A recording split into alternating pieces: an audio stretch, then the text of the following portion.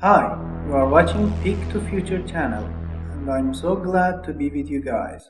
You may have already known literacy as a reading and writing, but in the present day, the definition of literacy is different.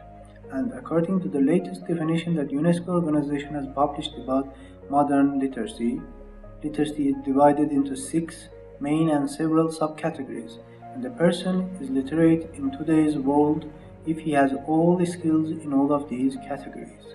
To be able to access various sciences that human beings need in the present day and have a successful life. The six main categories that UNESCO presents are as follows: financial literacy, communication literacy, emotional literacy, education literacy, media literacy, and digital literacy.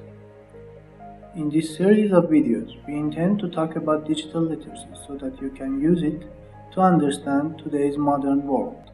Perhaps not so long ago, the use or non-use of digital devices and the entry or absence of access to the world of technology was a choice, to the extent that the World Health Organization has not put it on the 10 skills life list.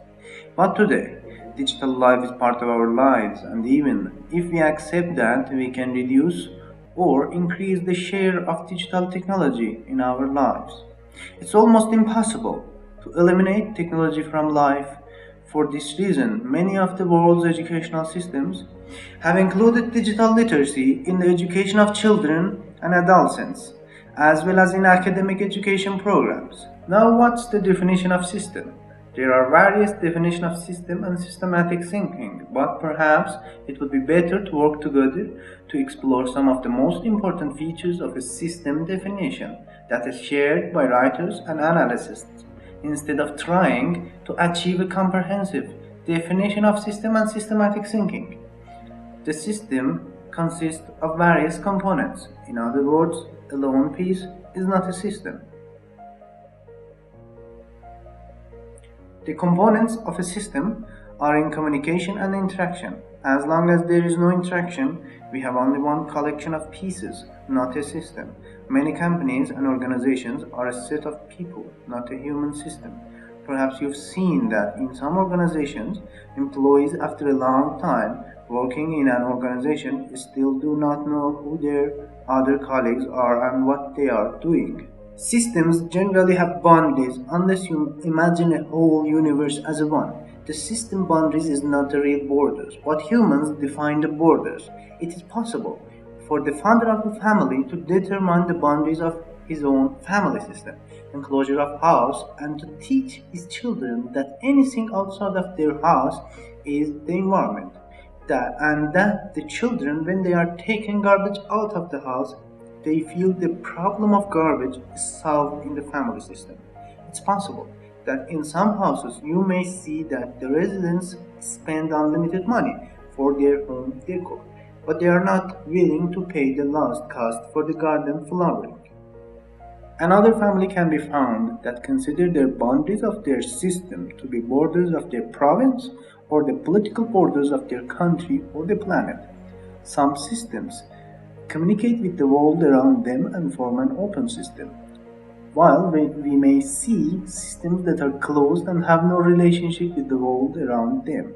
Okay, now let's talk about examples of systems. With the features we described about the system, the following can be considered as examples of system. First, the economic system of a country. The components of this system consist of banks, financial institutions, stocks, governments, families, private sectors, land resources, human resources, and etc., which in normal circumstances are cooperating and affecting each other. If a country is not isolated, the economic system is in fact the open system. While it can be said that the EU countries chose the euro for themselves and formed the concept of the eurozone, systematically the economic systems expanded significantly in a large part of Europe and crossed national boundaries. Second, education system in a country. The components of this system can be schools, media, family, religion, tradition, and etc. These components are also interconnected and affect each other. Again, in this area, the openness and the closure of the education system can be taught and discussed. It is natural that the emergence of new communication tools such as internet, whether it is wanted or unwittingly, has expanded the boundaries of the education system in different countries of the world. In other words, these days, by limiting our view to the boundaries of education system, we will probably analyze the problem of education incorrectly or imperfectly. And now the last one, the human body system. The human body is a system composed of different members, all of which interact with and affect each other. The boundaries of this system are quite distinct, and it is not too difficult for us to imagine. And now it's time talking about definition of ecosystem. The term of ecosystems life has been around for 8 decades. It was about 1930s. An English botanist named Roy Calafam created and used the term for the first time. He said in the definition of ecosystem, and I quote, "The set of physical elements and biological elements that are put together and create a system in relation to each other." This definition became more complete later, and it seems that one of the most complete and unaccepted definition of ecosystem is the definition that Robert Christopherson wrote in his book Elemental Geosystems. An ecosystem is a natural system including plants, animals, and microorganisms, a set of living organisms that interact in a specific region with all the non-living physical and physical components. The ecosystem discussion has gradually developed in the form of other subsets, including the following. 1. Growth and maturation and death of ecosystem. 2. Flow of energy in ecosystems. 3. Foodstuffs and their circulations in ecosystems. 4. Diversity of species in ecosystems. 5. Managing ecosystems. 6. Economy of ecosystems. 7. Preserve ecosystems. So, ecosystems were and are considered to be some kind of systems. But there was an important feature in ecosystems that made the ecosystem term get attention of management and economics analysts. Generally, when talking about the system, all the components are involved and you cannot delete a member of system. If you remove a small piece of a car engine, it's like that the car system will stop forever. But in ecosystems, the whole system's identity is beyond the ecosystem components. In most natural ecosystems, some species are simply destroyed and other species are replaced. There may be some imbalances for a short time, but the ecosystem balances itself rather quickly, as if considering the Earth as an ecosystem. If the people do not use it intelligently and responsibly, our ecosystem will eliminate us and Earth will continue its path with remaining life forms. In other words, in the ecosystems, no component alone has its originality and function, and it also makes sense along with the rest of the components.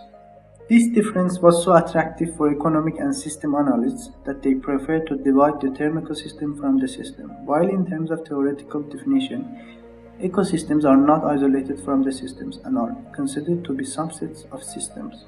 So, for example, if we talk about the economic system, we are actually talking about the components that need to be together to have that system.